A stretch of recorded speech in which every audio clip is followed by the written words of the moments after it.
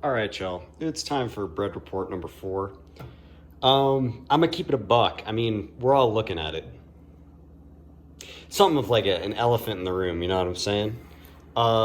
This is definitely the ugliest loaf of bread I've ever made, and I'm not.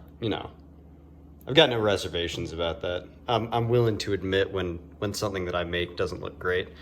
But as we all know, it's what's inside that counts. So I'm gonna come back in 2 hours and cut this bad boy open, and yeah, we're gonna see if the inside's any good.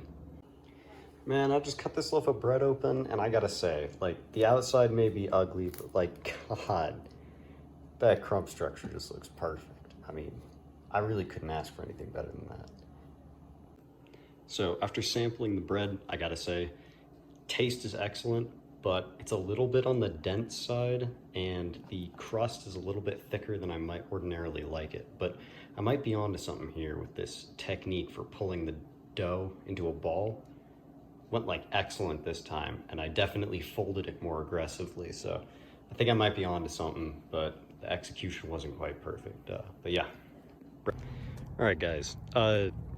So I recorded that episode of Bread Report on the 20th of March, and I'm recording this on April 3rd.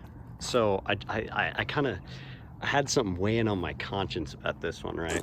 It's I'm not gonna lie, I soft pedaled that way too hard. That bread was way too dense, but I do know what the problem was. I let it proof for too long in the proofing basket, and it ended up collapsing as soon as I dropped it into the hot Dutch oven, right? And so because it was too airy, it just collapsed under the weight of itself and under all of the heat, and ended up being way too dense. So don't do that, but I mean, it was a good thing to learn.